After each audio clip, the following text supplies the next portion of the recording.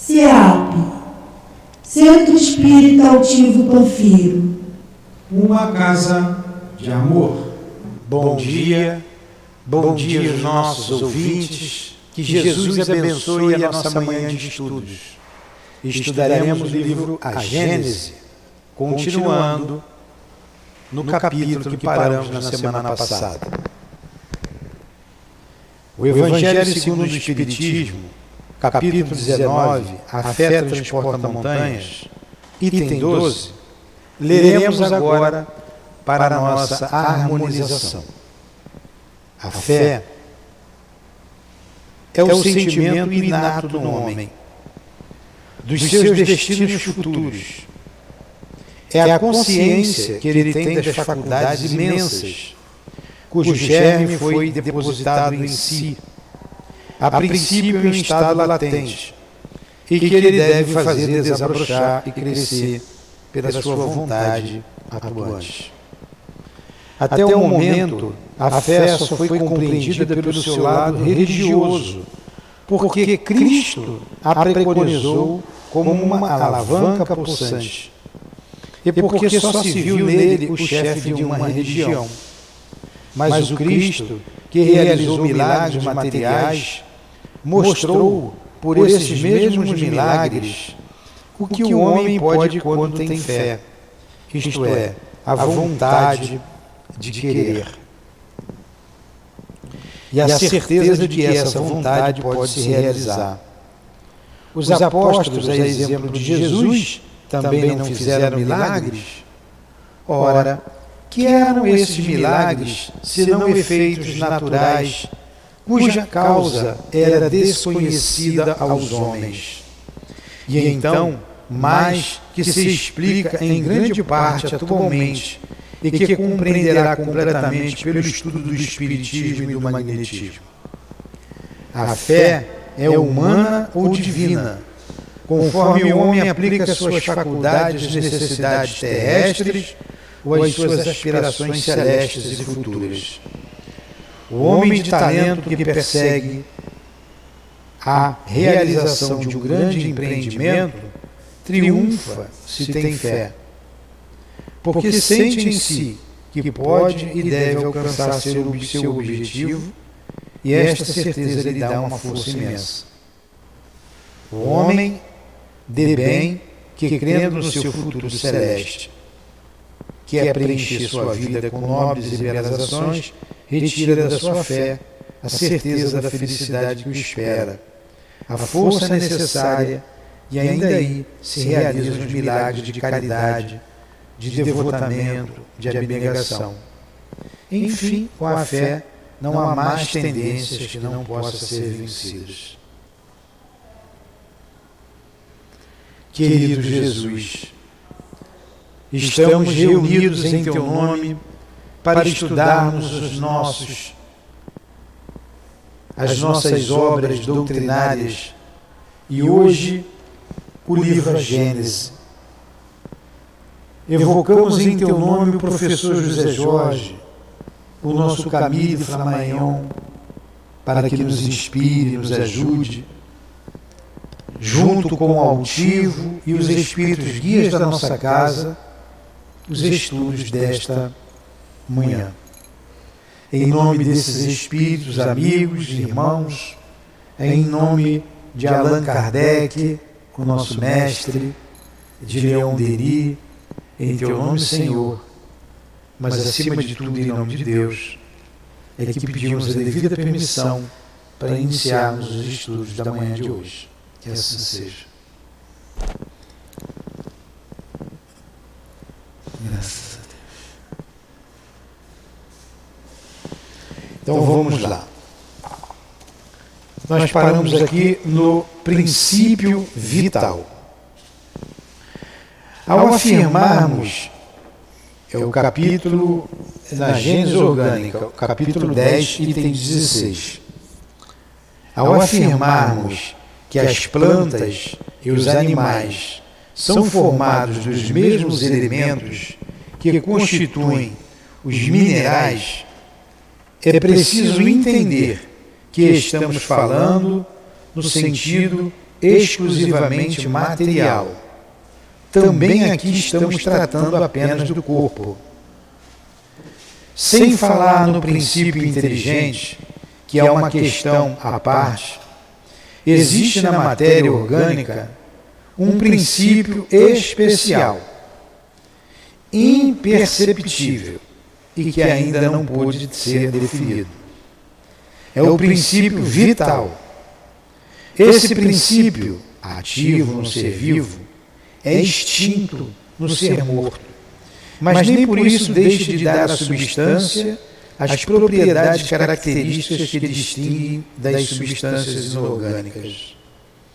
A química, que decompõe e recompõe a maior parte dos compostos inorgânicos, também conseguiu decompor os corpos orgânicos, mas jamais conseguiu reconstituir sequer uma folha morta, o que prova que há na matéria orgânica alguma coisa que não existe nos compostos inorgânicos.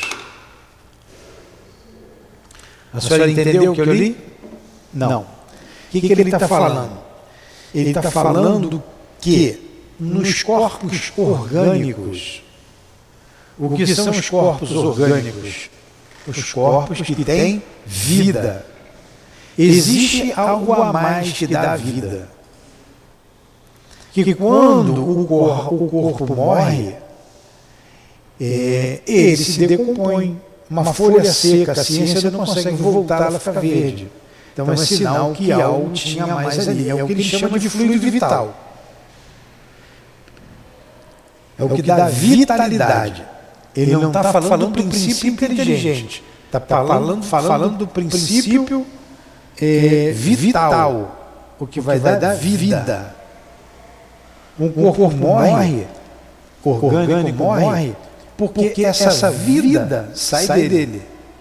A composição de um corpo orgânico é a mesma composição do corpo inorgânico. A diferença é que no corpo orgânico há a vitalidade e há um princípio inteligente.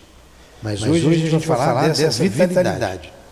Número 17, pode ler, Conceição. Será que o princípio vital é algo distinto, que tem uma existência própria? Ou então, para reentrar no sistema da unidade do elemento gerador, é apenas um estado particular, uma das modificações do fluido código universal, que se torna princípio de vida, como se torna luz, fogo, calor. Vamos ler de novo, Conceição. Vamos Será que o princípio vital Será que o princípio vital é algo distinto, que tem uma existência própria? Ou então, para reentrar no sistema da unidade do elemento gerador, é apenas um estado particular, uma das modificações do fluido cósmico universal, que se torna princípio de vida, como se torna luz, fogo, calor ou eletricidade. É neste último sentido que a questão é resolvida pelas comunicações reproduzidas acima. Vai lá. Porém, qualquer que seja a opinião que se faça sobre a natureza do princípio vital, ele existe, uma vez que observamos os seus efeitos. Pode-se, portanto, admitir logicamente que os seres orgânicos, ao se formarem, assimilaram o princípio vital, que era necessário à sua destinação, ou, se preferir, que esse princípio se desenvolveu em cada indivíduo por efeito da combinação dos elementos, assim como se vê, sob o domínio de certas circunstâncias, surgirem o calor, a luz e a eletricidade. Combinando-se o oxigênio, o hidrogênio, o carbono, sem o princípio vital, forma-se apenas um mineral ou um corpo inorgânico. O princípio vital, modificando a constituição molecular desse corpo, dá a ele propriedades especiais. Em lugar de molécula mineral, tem-se uma molécula de matéria orgânica. Durante a vida, a atividade do princípio vital é mantida pela ação do funcionamento dos órgãos, do mesmo modo que o calor gerado pelo movimento de rotação de uma roda. Com a morte, cessada a ação dos órgãos, o princípio vital se extingue, assim como o calor quando a roda deixa de girar. Mas o efeito produzido por esse princípio vital sobre o estado molecular do corpo subsiste, mesmo depois da extinção desse princípio, assim como a carbonização da madeira subsiste após a extinção do calor. A química, através da análise dos corpos orgânicos, determina os elementos que os constituem: oxigênio, hidrogênio, nitrogênio e carbono. Ela, porém, não pode reconstituí-los, porque não existindo mais a causa, não é possível reproduzir o efeito, ao passo que ela pode reconstituir uma pedra. Tomemos como termo de comparação o calor desenvolvido pelo movimento de uma roda. Por ser um efeito comum, conhecido por todos e mais fácil para compreender. Entretanto, seria mais exato dizer que, na combinação dos elementos para a formação dos corpos orgânicos, desenvolve-se a eletricidade. Os corpos orgânicos seriam, assim, verdadeiras pilhas elétricas que funcionam enquanto os elementos dessas pilhas estão em condições de produzir eletricidade. Fala mais perto do microfone. Você está falando muito. Conceição, acho que você não tomou café hoje. Bota pertinho. É porque eu também tive que tomar uma segunda dose. Tá. Então deixa que eu leio. Vamos lá, me acompanha aqui, vai me ajudando aí do seu lado. Tomamos como termo de comparação o calor desenvolvido pelo movimento de uma roda, por ser um efeito comum, conhecido por todos e mais fácil para compreender. Se lembra de um dínamo, né? Tem a roda de bicicleta, você bota o dínamo que vai acender a luz. Então, ele se movimenta ali a energia. Entretanto, seria mais exato dizer que na combinação dos elementos para a formação dos corpos orgânicos, desenvolve-se eletricidade. Os corpos orgânicos seriam, assim, verdadeiras pilhas elétricas, que funcionam enquanto os elementos dessas pilhas estão em condições de produzir eletricidade. É a vida, e que deixa de funcionar quando aquelas condições desaparecem, é a morte. Então, o fluido vital, como energia produzida, que ele colocou ali por uma roda, e a gente lembrou do dínamo que encosta ali na roda, gera eletricidade, acende uma lâmpada na frente. Nos seres orgânicos é isso que acontece. Por uma propriedade qualquer, ela gera essa energia. E essa energia mantém o ser vivo. Enquanto ela está ali circulando, e é o que acontece no nosso corpo físico, aí uma vez absorvida durante o nascimento, essa energia vital, ela vai alimentando os órgãos, ela é reproduzida, ela gira aqui. Quando a gente está cansado, a Conceição está cansada, ela fica, né? Aí tem que, quando toma o passe, joga energia no outro, a gente se fortifica. Dá para se fazer isso, se faz isso muito. Um ajuda o outro. E quando ela sai, o corpo morre. Por que o corpo morre? E por que nós morremos? Nós somos seres orgânicos. Nós morremos porque esse princípio vital se esvai. A morte se dá pelo esgotamento dos órgãos, como está no Livro dos Espíritos. E o que é o esgotamento dos órgãos? É justamente a saída do fluido vital, desse fluido. Em todos os seres vivos, seja no reino vegetal ou no reino animal ou no reino hominal, que estão os seres orgânicos. Entendeu, Dona Maria? A senhora está viva porque a senhora tem uma pilha aí, que é o fluido vital que está circulando. Eu estou vivo por isso. Estou vivo aqui porque tem uma energia, tem uma pilha, tem energia vital, o fluido vital. A morte é a saída desse fluido vital. Ele continua. Segundo essa ótica, o princípio vital seria uma espécie particular de eletricidade, denominada eletricidade animal, que se desprende durante a vida pela ação dos órgãos e cuja produção cessa com a morte pela extinção desta ação. Então esse fluido vital também é chamado de fluido animal. É o que dá vida. Tem uma observação aqui do tradutor que ele vai dizer aqui sobre essa morte, essa vida. Esta é uma questão que, à época do codificador, ainda se encontrava pouco compreendida.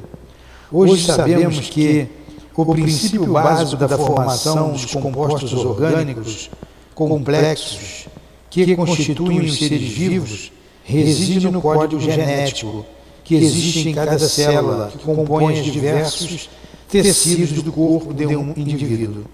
Veja-se o modelo de DNA e a representação esquemática dessa molécula, que contém as informações genéticas da célula. Na reprodução, a nova célula é formada a partir da duplicação do núcleo da célula-mãe, com base nas informações dos genes.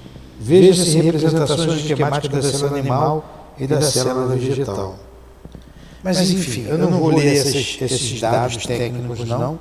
Então, mas está aqui no livro, como observação aqui da nota do revisor. O que importa para a gente é que, vamos pegar lá do início, lá que a gente estudou no livro dos Espíritos. O homem, os seres vivos, os seres orgânicos, eles têm em comum o quê? Um corpo material. Tem em comum ainda o fluido vital. E o ser espiritual é só no homem. No outro, nos outros, há o princípio espiritual. Então, em todo ser orgânico, seja ele no reino inferior da natureza, como no reino nominal, existe uma energia, uma pilha que se chama fluido vital ou fluido animal. Isso é gerado nas nossas células. Uma vez absorvidos, eles estão aqui já dando energia para a gente viver. Essa bateria, vamos dizer assim, ela tem um tempo de vida útil. 70 anos, 60 anos, 50 anos, 90 anos. Ela vai se esvair. Quando essa bateria acaba, o corpo morre. Ficou bem claro isso? O espírito sai do corpo porque o corpo morre. E não o corpo morre porque o espírito sai do corpo. O espírito só sai depois que o corpo morre. E o corpo morre por causa da saída do fluido vital. Isso é que é o esgotamento dos órgãos.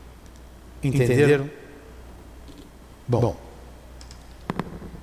Geração espontânea.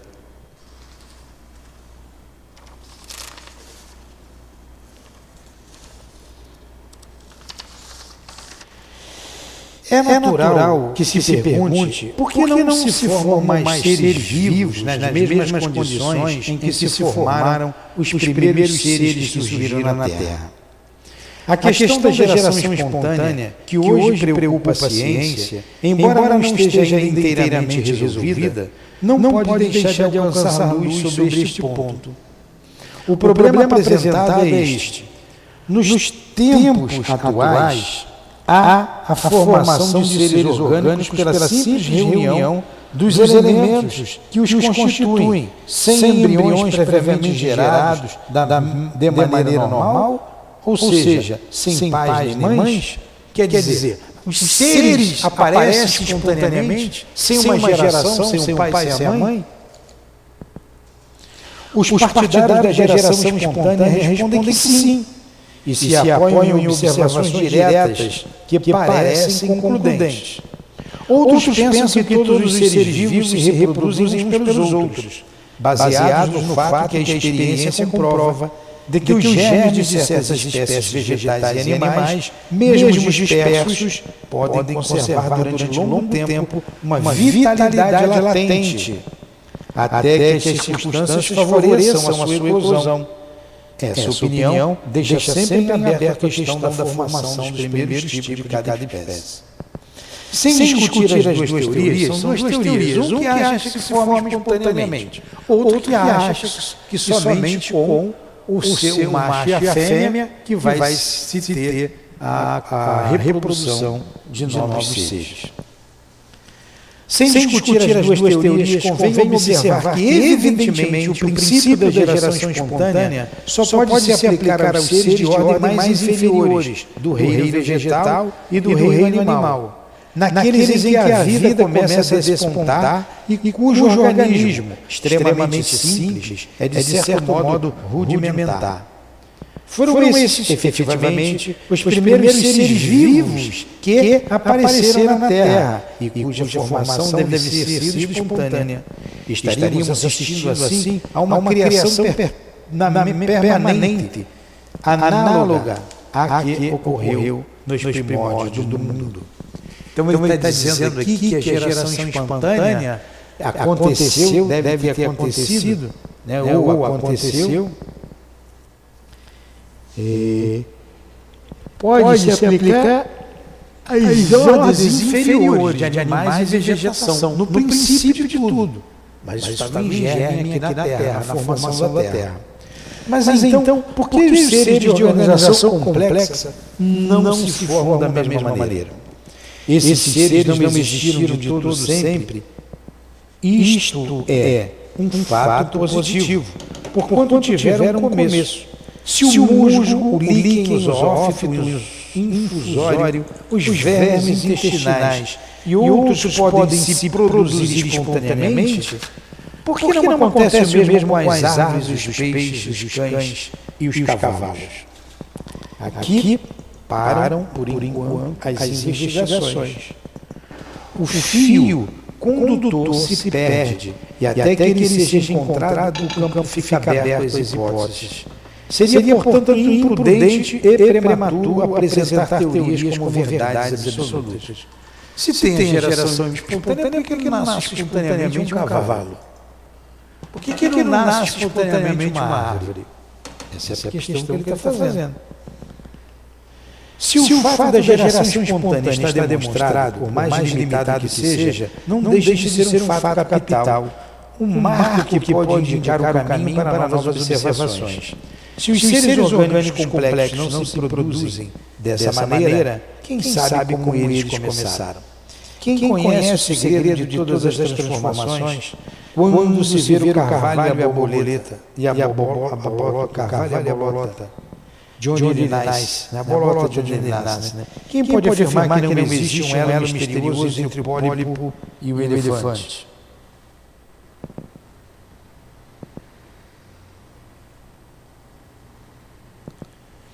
Deixemos ao tempo cuidado de levar a luz ao fundo desses abismos, se um dia ele pudesse ser sondado. Esses conhecimentos são interessantes, sem dúvida, sob o ponto de vista da ciência pura, mas não são eles que influem no destino dos homens. Isso é interessante. Mas isso não vai mexer com a nossa evolução, com o nosso crescimento. A gente tem agora o estudo dos DNAs, que não tinha na época de Kardec. Ali no DNA que está a fonte de tudo, o código de tudo. Quando ele fala do corpo, por exemplo, aqui no nosso corpo tem uma série de bactérias esperando um momento propício para eclodirem, reproduzirem-se espontaneamente. Mas está em germe aqui em nós. É só o corpo morrer, sair o fluido vital, que essas bactérias vão surgir. Desenvolvem. Significa que está em germe na gente. Assim, naquela árvore que tem enorme, na sua semente está em germe toda aquela árvore. Agora, como tudo aqui começou aqui na Terra, como tudo começou, a gente não sabe. Deveria estar em germe esparso na atmosfera, aguardando um momento propício para que germinasse. Enquanto você tiver uma semente de tomate num travesseiro de cetim, num ar-condicionado ligado, ele nunca vai brotar. Ele pode ficar dias e meses. Mas depois desses dias e meses, você pega essa mesma semente de tomate e jogar numa terra fértil, ele vai brotar.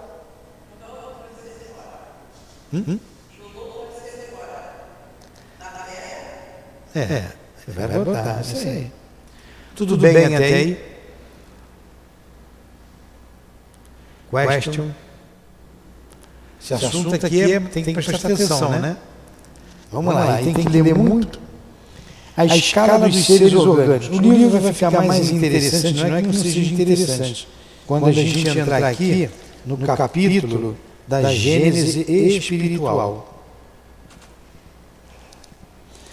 Não existe escala dos seres orgânicos. Não existe delimitação nitidamente traçada entre os reinos animal e vegetal. Nos limites dos dois reinos são os zoófitos, ou animais plantas, cujo nome indica que eles pertencem a dois reinos, sendo uma espécie de traço de união.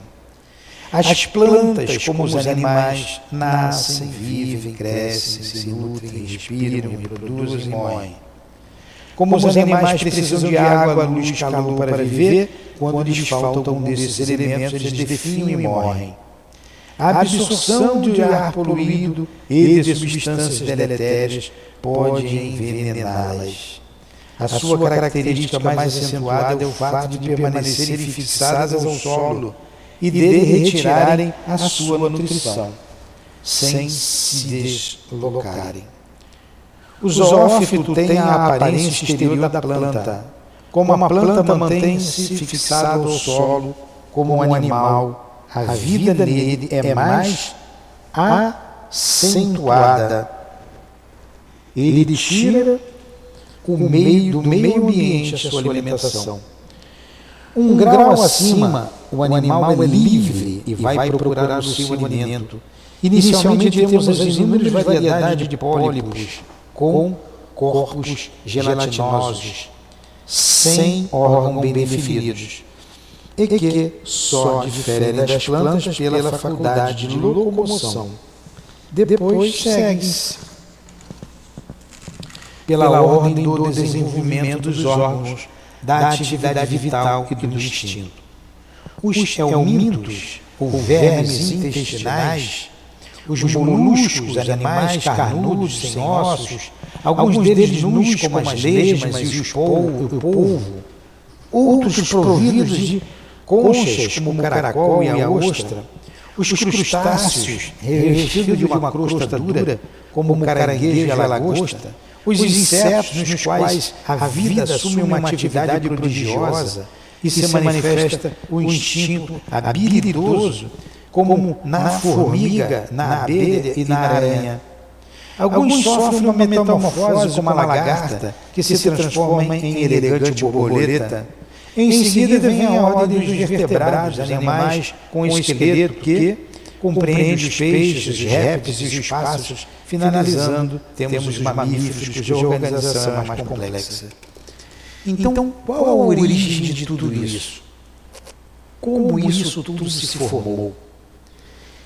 Geração espontânea? Ou teve o macho e a fêmea?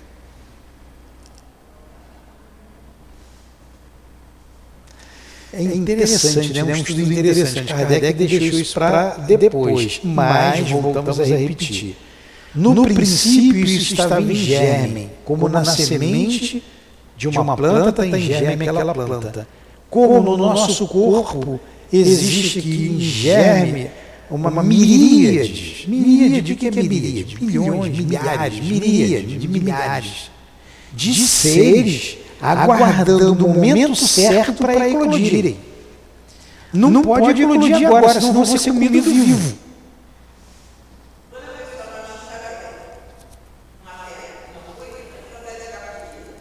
Vai inflamar, vai ter a bactéria, vai surgir.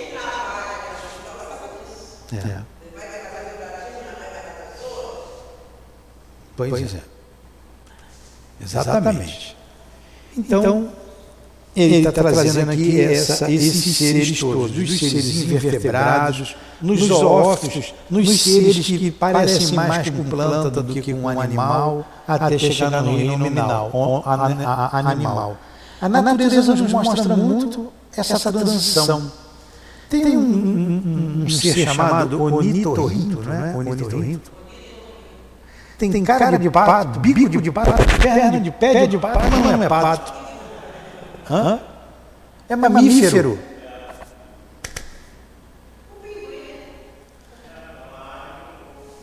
Pinguim é uma ave que não voa.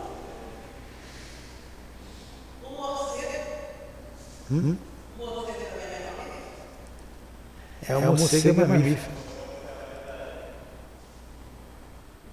Muita coisa para a gente descobrir ainda, né?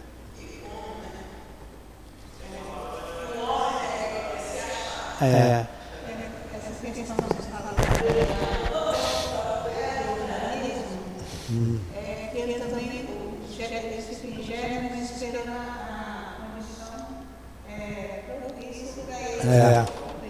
Isso aí. É o que a gente falou. Ele está dizendo aqui, o homem, para a gente terminar, do ponto de vista corporal e puramente anatômico, o homem pertence à classe dos mamíferos, dos quais difere apenas por pequenas nuances na forma exterior. Do resto, possui a mesma composição química de todos os animais, os mesmos órgãos, as mesmas funções e os mesmos modos de nutrição, de respiração, de secreção e de reprodução. Ele nasce, vive e morre nas mesmas condições, e quando morre, seu corpo se decompõe como de que tudo que vive. Não há no seu sangue, na sua carne, nos seus ossos, um átomo a mais nem a menos do que os que são encontrados nos corpos dos animais. Como estes, ao morrer, ele restitui à Terra o oxigênio, o hidrogênio, o carbono e o nitrogênio que haviam combinado para formá-lo. Esses elementos, através de novas combinações, irão formar outros corpos minerais, vegetais e animais. A analogia é tão grande que, sempre que as experiências não podem ser realizadas no próprio homem, as suas funções orgânicas são estudadas em certos animais. É mesmo quando se pesquisa em laboratório cachorros, coelhos, ratos, para descobrir vacinas, remédios no homem. Então, nossos corpos são análogos aos corpos dos animais. Ontem eu estava vendo ali o leão, foi só sobre o leão, o comportamento do leão. Aí eles brigam pra caramba, uma brigalhada, um mata o outro, tem um chefe de grupo, aí tem um que sai sozinho, um solitário, é mais difícil sobreviver, enfim. Aí tem um leão lá, um grupo de leão, quando é solitário ou quando está em dupla, a gente resolve andar em dupla para facilitar a caça. Então, com muita fome, eles vão ao homem, então a gente gosta de homem. Porque não tem, é fácil, né? Corre pouco, não oferece resistência. Pô, se você comida por um leão vivo. Então, olha aí, para o leão, a carne do homem como a carne da zebra, acho que a carne do homem é apelitivo, né? Macia, mais fácil.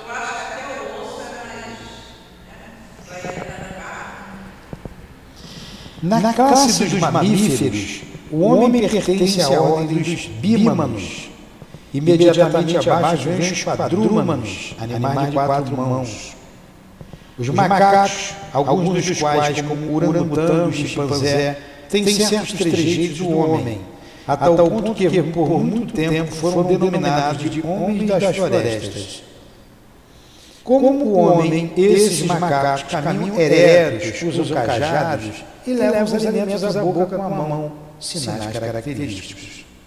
Por pouco que se observa a escala dos seres vivos, sob o ponto de vista do organismo, somos forçados a reconhecer que, desde o líquen até a árvore, e desde o zoófito até o homem, há uma cadeia que se eleva gradativamente, sem solução de continuidade, e da qual todos os elos têm um ponto de contato com o elo precedente. Acompanhando-se passo a passo a escala dos seres, pode-se dizer que cada espécie é um aperfeiçoamento, uma transformação da espécie imediatamente inferior. Uma vez que o corpo do homem, no que respeita à sua química e à sua constituição, é idêntico aos outros corpos, já que ele nasce, vive e morre do mesmo jeito, ele também deve ter se formado nas mesmas condições. Ainda que isso possa ferir o orgulho, o homem deve se resignar a ver o seu corpo material apenas o último elo da animalidade da terra. Aí está o inexorável argumento dos fatos, contra o qual seria inútil ele protestar. Entretanto, quanto mais o corpo diminui de valor aos seus olhos, mais cresce a importância do princípio espiritual. Se o primeiro nivela o homem ao bruto, o segundo eleva a incomensurável altura. Vemos o limite onde se detém um animal, não vemos o limite que o espírito do homem pode atingir. O materialismo pode ver por aí que o espiritismo, longe de temer as descobertas da ciência e o seu positivismo, vai ao seu encontro e as provoca por ter a certeza de que o princípio espiritual que tem subsistência própria não pode sofrer nenhum dano com essas descobertas. Então, está aí a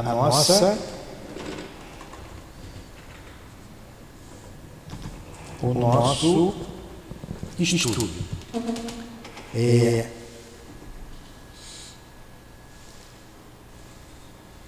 Pelo corpo físico, nós nos aproximamos do animal. E pelo espírito, nos aproximamos da angelitude. E no nível que nos encontramos, muitos de nós estamos muito mais próximos da animalidade do que da angelitude. E pelas diferenças das diferentes posições na escala espíritas, uns muito mais próximos ainda do animal do que outros. Até o dia que a gente não precisar mais de um corpo tão grosseiro e tão pesado. Como nós somos inferiores ainda, né? No corpo em que nos encontramos. Como somos pesados.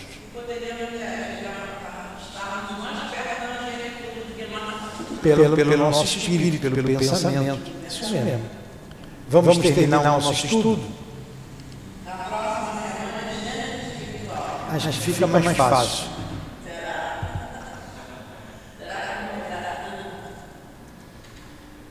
Então, Senhor, muito obrigado por tudo que recebemos de conhecimento. Estamos vendo o quanto nos falta ainda conhecer e nos colocarmos numa posição de humildade perante a criação, o Criador, vendo o quão somos pequeninos em moralidade e em intelectualidade. Que isto sirva para as nossas posições diante da vida. Sermos simples, sermos humildes, domar o orgulho e o egoísmo que muitas vezes falam alto dentro de nós ainda. Perdoa-nos pelas nossas falhas, ajuda-nos a nos comportar melhor, com todo o conhecimento com o que já temos, que já possuímos, com o conhecimento do Teu Evangelho de amor, com o conhecimento que a doutrina espírita nos traz. Obrigado a esta casa, que Deus abençoe esta casa para que ela continue firme no seu propósito da divulgação doutrinária. Que seja então em nome dos guias que dirigem a nossa casa de amor, o altivo, com os espíritos guias desta casa, em nome do amor, em nome do nosso amor, Lourdinha, do amor que vibra aqui dentro, de Kardec, de Denis, de Jesus, do teu amor, Senhor, é que pedimos então a devida permissão para encerrarmos os estudos da manhã de hoje em torno da Gênese. Que assim seja.